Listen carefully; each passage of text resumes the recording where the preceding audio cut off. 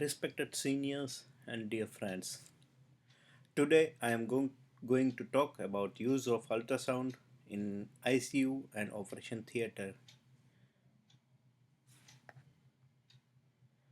Being an anesthetist or intensivist, why we need ultrasound, why we need to learn ultrasound. We have radiologists in our hospitals, they know ultrasound, so why we need to learn ultrasound? I was like this frog in a well before 10 years or so when I attended a lecture on ultrasound guided nerve blocks in Chennai. I thought why we need to learn ultrasound. I was able to give my upper limb blocks with very good success rate. I had spinal for lower limb. So why we need to learn ultrasound guided nerve blocks? So went for a tea or coffee during that lecture and I didn't realize that I need to learn this technique for future.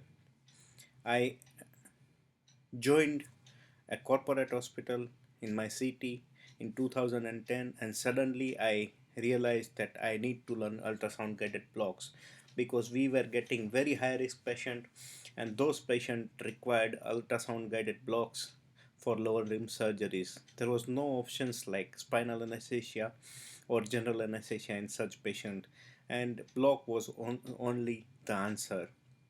So I started learning the ultrasound guided blocks. It was like initially it was like a big tree where I was finding for a sparrow. In fact, I was finding for sparrow's eye. So you need to see sparrow's eye like Arjun did when you are doing ultrasound guided nerve blocks. Nerve is somewhere there between all the tissue. You have to find it and give the block. You have to direct the needle there. But as you learn the things, it will be easier for you. So why we need ultrasound guided blocks? Ultrasonography is brought to the patient and performed by the provider in real time, especially in intensivist. You can take your ultrasound with you in your rounds. You can examine the patient with ultrasound. You will get lots of information and it will help you to treat your patient. Findings, you can correlate your findings directly with patients presenting sign and symptom. Suppose a patient has decreasing saturation, patient is on ventilator. If when you suddenly see the saturation falling, you will suspect pneumothorax or pulmonary embolism. What will you do? You will ask for x-ray. But if you have ultrasound, you in no time you will have diagnosis and you can treat the patient accordingly. It is easily refutable if the patient condition changes. Suppose your patient is of congestive heart failure, patient is stable, and suddenly patient started becoming breathless. So either you will have to go for x-ray or you will auscultate, but auscultation is not always helpful. So if you have ultrasound machine, you can do lung ultrasound and you can do some basic echo to confirm your diagnosis of CHF worsening. So some examples of use of ultrasound in ICU and OT. There was a study of 515 patients. Trained emergency physician performed focus cardiac ultrasound examination. Scan were reviewed by cardiologist and surprisingly, sensitivity of 96% and specificity of 98% for the diagnosis of pericardial effusion was found. So examination was as good as by cardiologists. So any intensivist can be trained for this with very good results. CVP and deep venous thrombosis. Assessment of the central venous pressure by the point of care physician correlated 83% of the time with the formal assessment by the cardiologist. And several studies have reported that emergency physician and other clinicians can accurately diagnose DVT with the help of ultrasound by putting the probe on femoral vein and popliteal vein, within 2 or 3 minutes you can diagnose DVT, and sensitivity and specificity is very high, and you can compare it with any other radiologist or cardiologist. Ultrasound in medical education. In 2004, a conference was held by American Institute of Ultrasound in Medicine, and they concluded that the concept of an ultrasound stethoscope is rapidly moving from the theoretical to reality. So, your stethoscope will be replaced by a handheld ultrasound in near future. Unfortunately, in India, because of PNDT Act, it is not happening, but it is handheld machines are nowadays available in market. You can do echo or some basic ultrasound with that machine, and some medical schools are now beginning to provide the students with handheld ultrasound equipment for use during their clinical rotation. Here you can see this is the handheld ultrasound machine, and recently there is this was shared on social media that there is a ultrasound probe that can be attached with your smartphone, and you can do ultrasonographic examination wherever and whenever.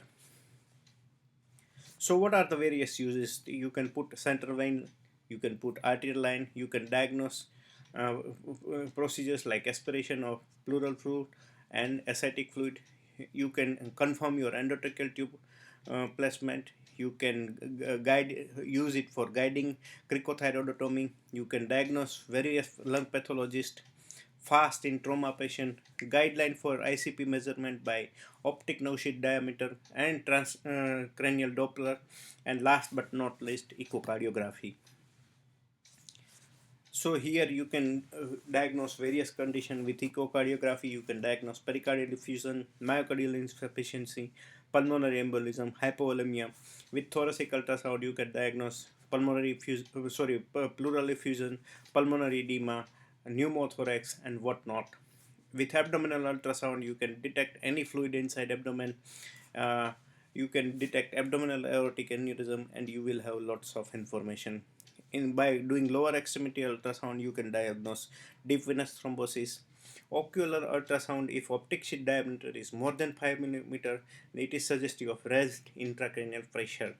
And transcranial Doppler can be used for patient with subarachnoid hemorrhage to diagnose cerebral vasospasm and cerebral artery obstruction. So first and very basic use is central vein insertion. Central vein insertion becomes very easy if you use ultrasound guidance.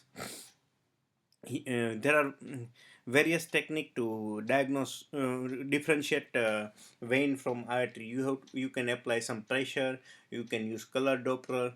You can use pulse wave Doppler to diagnose which is artery and to confirm which is artery and which is vein. Here is the video where I will show all this technique.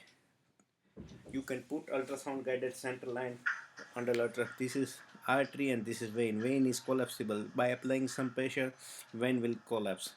By putting color Doppler, you can, and this is pulse wave Doppler, where you can see arterial and venous vein waveform.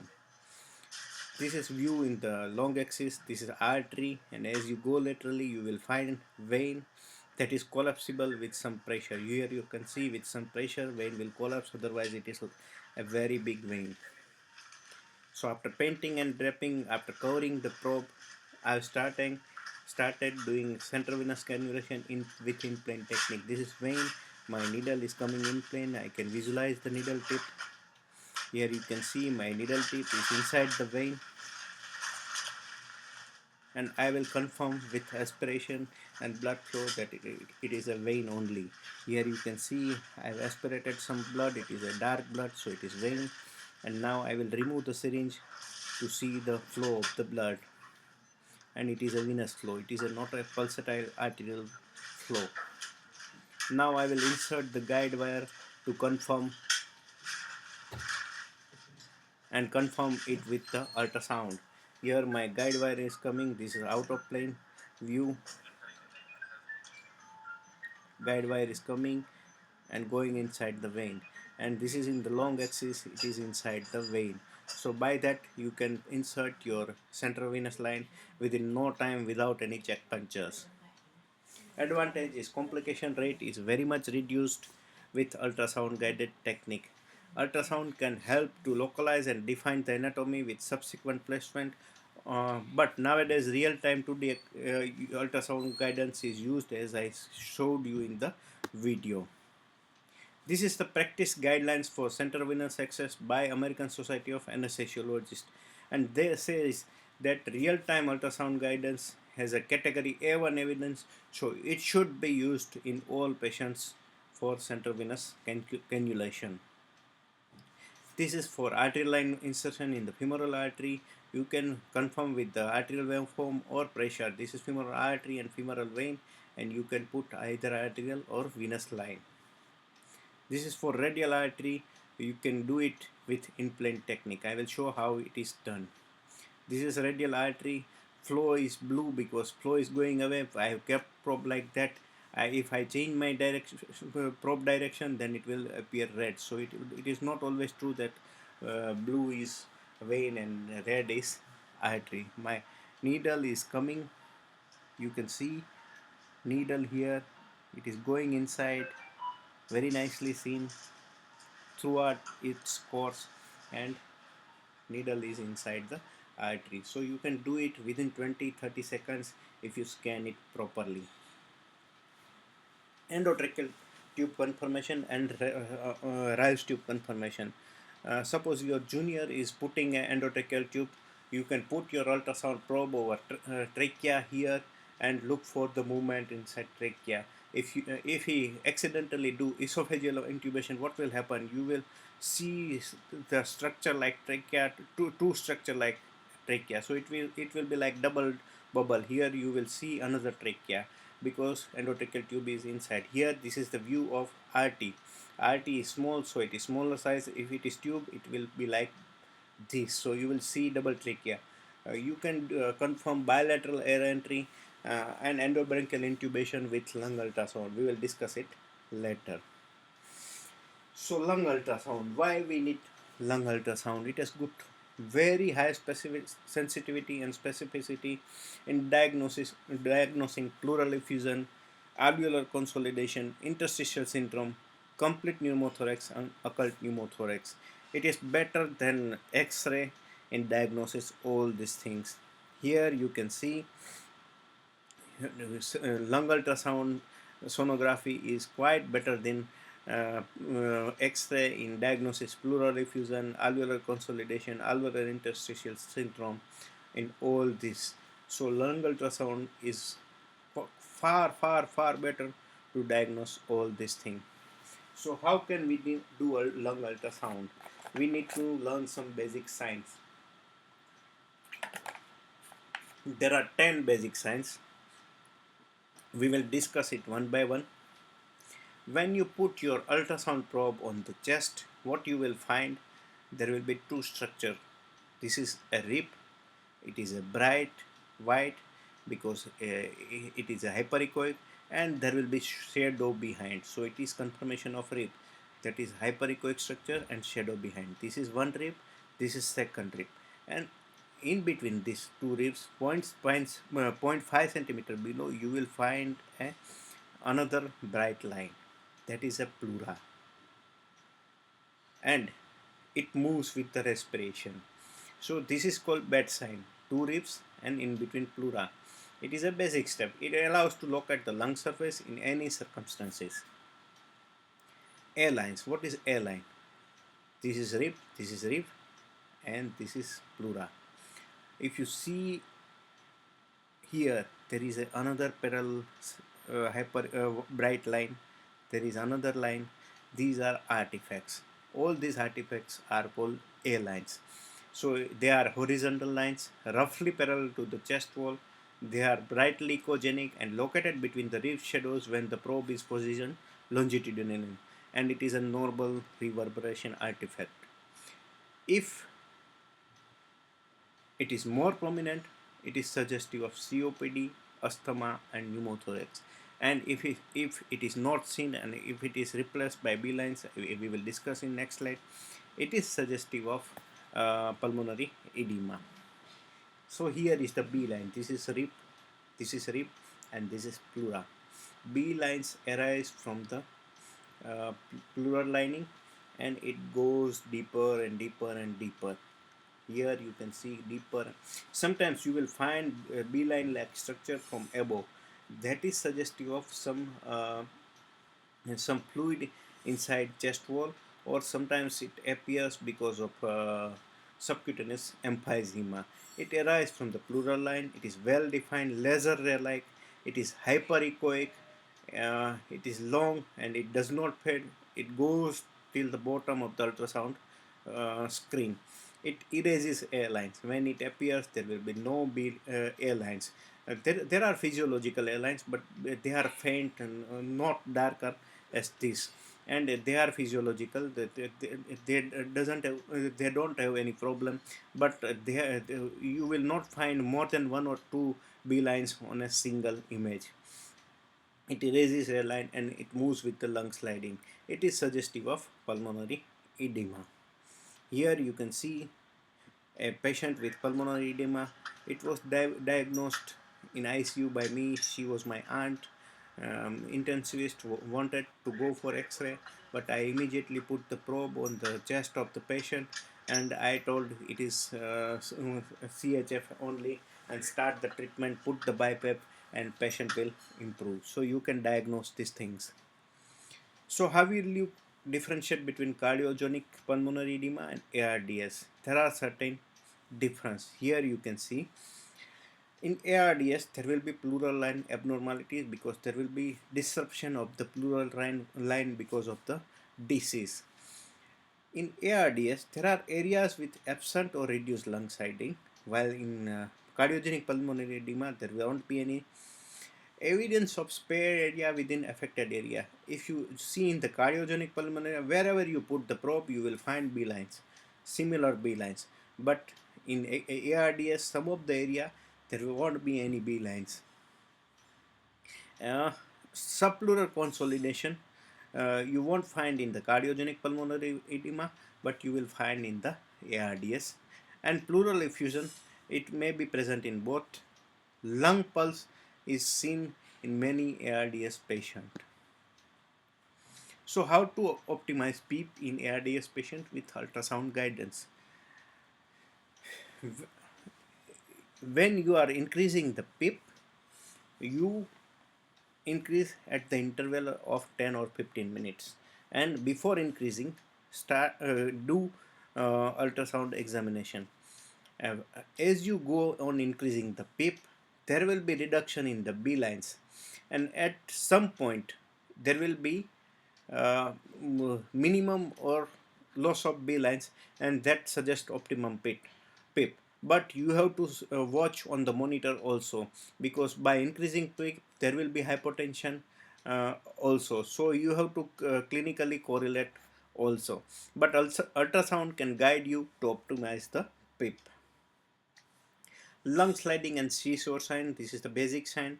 If you see, this is the rib, and this pleura will move with the respiration. If you put M mode, you will find a seashore sign. This is sea and this is the shore. This is the sand on the seashore.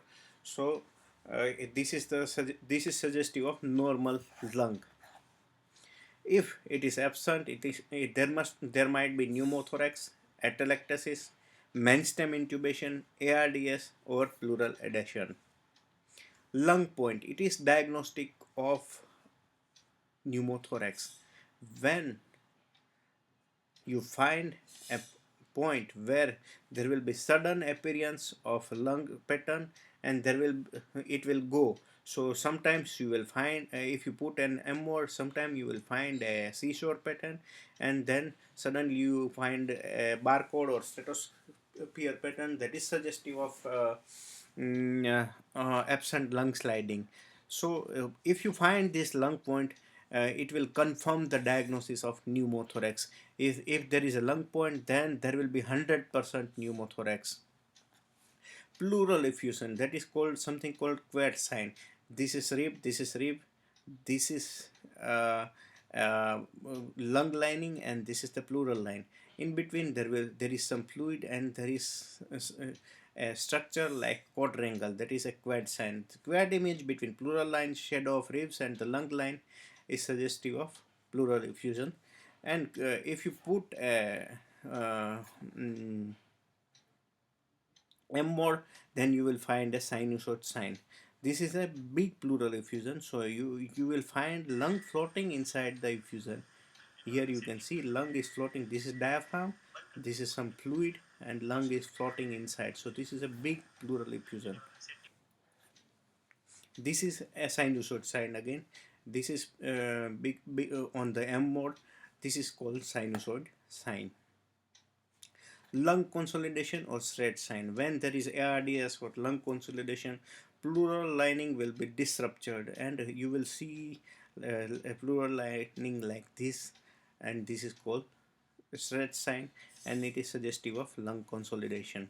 Lung pulse. Vertical movement of the pleural line synchronous to the cardiac rhythm is called lung pulse. If it is there, it rules out pneumothorax. It is more commonly seen on the left hemithorax than in the right side.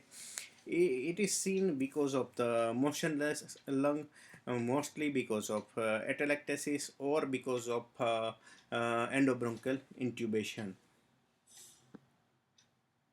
It is present in mesoretractile or mainstem intubation and absent in pneumothorax. Intrapleural air prevents transmission of either horizontal or vertical movement to the parietal pleura. Visualization of lung pulse excludes the pneumothorax. Here you can see how it is seen. This is lung pulse. You can see to and fro movement of the pleura with the heart rate. So protocol of lung ultrasound, you have to see in the anterior, you have to examine anteriorly in the upper, middle and lower lobe. You have to look at in the laterally, and you have to look posteriorly on the both side to complete the examination. First step is look for the lung sliding. If it is present on anterior inferior areas of the two hemithorax in supine patient, it has negative predictive value 100% for pneumothorax. If it is present, pneumothorax is ruled out. Forget pneumothorax. Absent lung sliding has poor specificity in ICU patient, and it has got very poor predictive value 22%. So lung sliding is absent. That doesn't mean there is pneumothorax. We have to go for other differential. So step 2 is look for B lines. Visualization of single isolated B lines demonstrate adherence of visceral to parietal pleura. So there is no air between visceral and parietal pleura. It has got true negative predictive value of 100% for pneumothorax. So if you find any B line, it rules out pneumothorax. Look for the lung point. If you find lung point, it has got 100% specificity for ruling in pneumothorax. If you find lung point, there is pneumothorax. Sensitivity of this sign is low because in the case of pneumothorax with complete retraction of the lung, no lung point is visualized. So if you don't find lung point, it doesn't rule out pneumothorax. Step 4. Look for the lung pulse. In a patient with cardiac activity with absent lung sliding due to massive atelectasis or mainstem intubation, lung pulse is a common finding, and it has got sensitivity of 93%. It helps to represent between differential of absent lung sliding. Presence of lung pulse is suggestive of no pneumothorax. So if you find A profile, predominant A line plus lung sliding and anterior surface, it is suggestive of COPD, pulmonary embolism or posterior pneumonia, and it rules out pulmonary edema. But if you find B profile, it is suggestive of pulmonary edema, and it rules out all these things. But if you find some area of A profile and some area of B profile, it is suggestive of pneumonia and ARDS. C profile, anterior alveolar consolidation. Sometimes pleura is completely disrupted, and you will find a solid organ like lung. It looks like liver or spleen, and it is suggestive of ARDS, severe ARDS. there is something called blue protocol. If you find lung sliding, watch for B profile. If it is there, then pulmonary edema. Look for A profile. If you find A profile, go for venous analysis. Do venous Doppler in the lower limb. If you find a thrombosed vein, it is suggestive of pulmonary embolism. If veins are free and you find a posterolateral and alveolar pleural syndrome, then it is suggestive of pneumonia. No plebs, then COPD or asthma. Lung sliding is abolished. If you find B profile, then pneumonia. If you find A profile plus lung point, then pneumothorax is confirmed. And if you find A lines without lung point, then you need for other diagnostic modalities to confirm the diagnosis. So this is called blue protocol. Here are some videos of lung ultrasound for pneumothorax. This is normal lung sliding. Pleura is moving with the respiration. Here you can see this is the rib and this is the pleura. So it is moving nicely. If you put a M mode, you will find uh, seashore sign. Then after putting, this is the absent lung sliding, and if you put a M mode, then this is a stratosphere or barcode sign.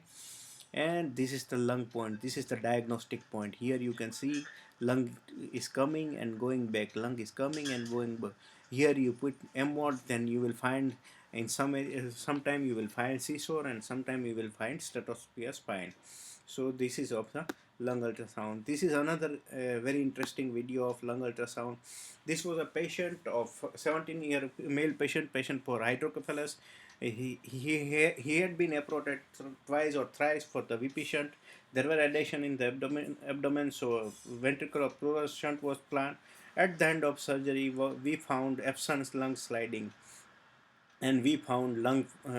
Here you can find, you see the lung point, and absent lung sign with barcode sign. We put a needle with end of the IV set inside the uh, what saline. We found air bubbles, and after removing this air, lung sliding reappeared. So you can treat the patient inside OT or ICU with ultrasound. This is barcode sign. Here you can see this is barcode sign. This is very nicely seen. And this is a lung sliding and seashore sign. This is seashore and this is lung sliding. Fast protocol. Again, this is very important in the ICU patient, in particularly in the trauma patient. Fast is the focus assessment with sonography for trauma. It can be completed in less than 5 minutes if you are trained enough. And it has got very good sensitivity of 73 to 99% and specificity of 94 to 98% with overall accuracy of 90 to 98% in clinically significant intra-abdominal injury in the trauma. By fast protocol, you can avoid unnecessary CT scans. So what are the strengths? It is rapid. You can do it in 2-3 minutes. It is portable. You can do it bedside. It is inexpensive, technically simple, easy to train. Studies show that competence can be achieved after 30 studies, and it can be performed serially. Suppose patient has some hemoperitoneum, you can repeat it to watch for the increasing in the hemoperitoneum. It is useful for guiding triage decision in the trauma patient, but there are certain limitations. It does not typically identify source of bleeding or detect injury that do not cause hemoperitoneum. It doesn't detect injuries except injuries causing hemoperitoneum. It requires extensive training to assess parenchyma reliably. You cannot assess parenchyma without good training. If intraperitoneal fluid is less than 250 ml, it is difficult to see on the fast. Particularly poor at detecting bowel and mesenteric damage, it has got lower sensitivity and difficulty to assess retroperitoneal. And it is limited by habitus in obese patient. If patient is very obese or subacute emphysema, then you cannot do fast. Can fast replace CT? No, you can't replace CT with the fast, but it is important to do fast, particularly an unstable patient. Only at the extremes, unstable patient, fast is good. Stable patient, low force injury, negative fast, consider observing the patient or go for CT scan. East level 1 recommendation are CT is recommended for evaluation of the hemodynamically stable patient with equivocal findings of physical examination, associated neurological injury or multiple extra-abdominal injury. CT is the diagnostic modality of choice for the non-operative management of solid visceral injuries. So, if on ultrasound or DPL, if you on ultrasound you find free fluid, go for exploratory laparotomy. No free fluid, then continue resuscitation and evaluate for the potential source of the shock and repeat ultrasound, or go for the DPL, that is direct peritoneal lavage. If you find on direct peritoneal lavage gross blood or RBC is more than 100,000 per millimeter cube, then go for the continue resuscitation and further evaluation. In stable patient, you can go directly for CT scan and check for the source of the blood. For fast, goal is to identify blood in the body cavities where it is not supposed to be. Unclotted blood appears black on the ultrasound and clotted blood appears gray on the ultrasound. That we should remember. Abdominal probe with small footprint with range of frequency between 2 to 5 Hz is used. We have to scan 4 areas: right upper quadrant, subxiphoid, left upper quadrant and suprapubic. Here you can see all 4 areas. This is the recess between liver and kidney, that is Morrison's pouch. Here you can see spleen and kidney. Here is, you can see area below the bladder, and here you can see heart for the pericardial effusion. Indication: it is used for blunt thoracoabdominal trauma, penetrating thoracoabdominal trauma, suspected pericardial tamponade, trauma patient with hypotension on unknown etiology, thoracoabdominal trauma in pregnant patients. Right upper quadrant examination. Sagittal view is obtained by placing probe either in the mid-clavicular line, on the lower rib cage or below the right costal margin. Here probe is placed.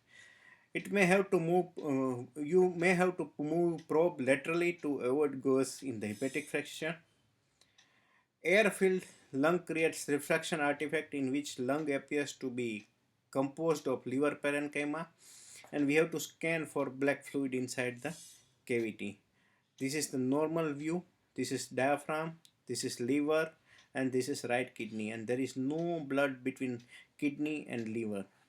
But here in Morrison pouch you will find some black fluid. It is suggestive of hemoperitoneum. Subxiphoid view.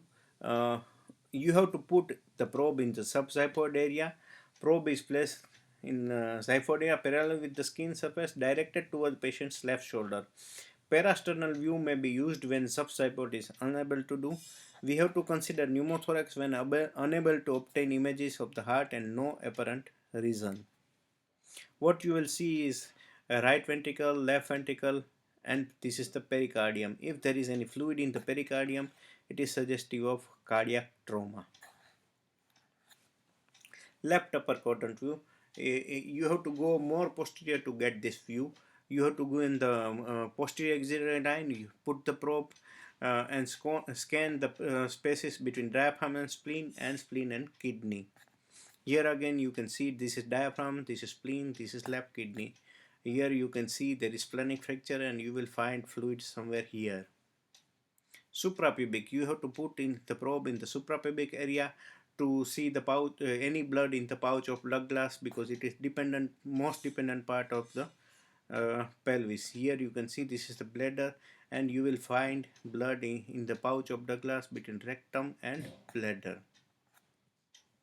This is a patient of abdominal trauma, which this patient had actually thoracic spine injury, Initial ultrasound examination was normal, but then we found a patient hemodynamic unstable in operation theater. So we did the fast and we found blood inside the peritoneal cavity, and we had to go for laparotomy. Here again you can see the blood in the Morrison's pouch. This is the bladder and this is the blood in the Morrison's pouch. This is the left upper quadrant view. Here you can see this is the kidney. This is the kidney and this is the spleen, and there is some amount of blood inside the between them. This is again this is not exactly subxiphoid view, but this is assessment of IVC to assess the hemodynamic status. Here you can see inferior vena cava is collapsing with the respiration, and this patient is hypovolemic, so this patient needs fluid or blood to treat his hypovolemia and treat his hypotension. Optic nerve sheath diameter. It is non-invasive technique for ICP measurement. Optic nerve sheath diameter is measured 3 millimeter posterior to the globe. Here you can see this is the place where you have to measure the optic sheath diameter. Normal is less than 5 millimeters. Some of the studies says up to 6 is normal, and more than 5 mm is abnormal, suggestive of increased intracranial pressure. Transcranial Doppler, again it is a used for detection of vasospasm in patient with subarachnoid hemorrhage. It is a non-invasive estimation of used for non-invasive estimation of ICP and cerebral perfusion pressure in severe traumatic brain injury. Assessment of cerebral pressure, autoregulation, and CO2 reactivity prognostic implication can be done, and it can diagnose the brain death. Focus echocardiography. We don't need to go in the details of echocardiography, but we need to know about left ventricular and right ventricular function. We should be able to do pericardial space examination for effusion and tamponade, and we can able to do assessment of volume status. Echocardiography is helpful in hemodynamic instability, infective endocarditis, aortic dissection, unexplained hypoxemia, sources of embolus, to detect sources of embolus, complications after cardiothoracic surgery.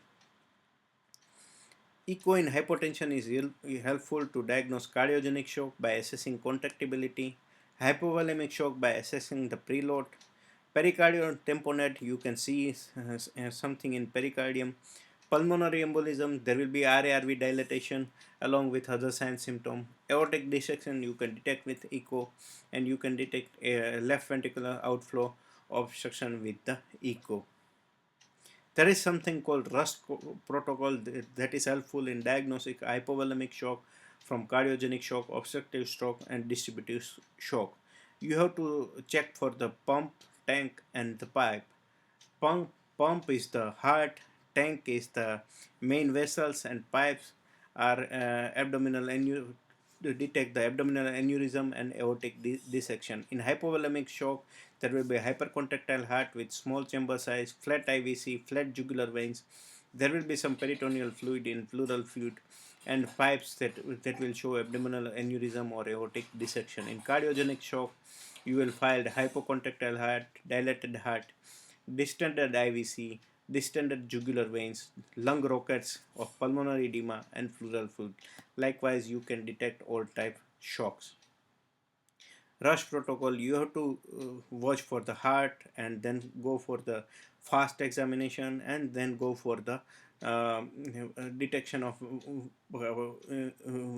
abnormality in vein and artery in various area with a suprasternal view, then subxiphoid view, and to detect abdominal aneurysm, and look for the DVT in the femoral and the popliteal veins. Transesophageal echocardiography nowadays used in the OT particularly in the cardiac surgery very well. You can use in the neurosurgery to detect the embolism or air embolism. It has got high image quality in aortic dissection, intracardiac thrombus, assessment of endocarditis. When you can see inadequacy by transthoracic echo like thoracic aorta, left atrial appendage, prosthetic valve, and insertion of ASD closure device. Uh, Inadequate image quality with thoracic echo like in severe obesity, emphysema, mechanical ventilation with high level, presence of surgical drains, surgical incisions, dressing, acute perioperative hemodynamic derangement where you can use TE. You can use ultrasound in OT like various regional blocks, central line insertion, arterial line insertion, endotracheal tube conformation, and prompt diagnosis of pneumothorax and pulmonary edema. You can give various block like interscalene block, supraclavicular block, axillary block, femoral nerve block, sciatic nerve blocks, popliteal nerve block, tap blocks, rectus sheath block, and n number of block with ultrasound. But there are certain limitations also. Interpretation of the image require knowledge of anatomy and knowledge of instrument. We need to know about anatomy and instrument knowledge like gain control, depth adjustment, transducer choice, transducer placement, and orientation. Point of emphasis is bedside ultrasound examination should be an extension of the physical examination and not a replacement of formal ultrasound examination. To conclude my talk, I will say USC marries the human hand to digital age, allowing the examiner to interrogate anatomy and physiology with instantaneous visual gratuity. USC is eye to all blind procedure by anesthesiologist. USC may appear complex at first sight but simply requires a change in thinking. Once the process has been learned, a step-by-step use will make it a routine. I would like to thank my two e-guru, Dr. Shiv Kumar Singh and Dr. Piyush Malik, for teaching me ultrasound guided blocks and ultrasound in ICU through a Facebook group called the Anaesthetist. And I truly believe that these are my e-gurus, and I must be thankful to both of them for teaching me all these things. And I must thank Mark Zuckerberg because of Facebook. I met my e-gurus and learned all these things. Thank you all.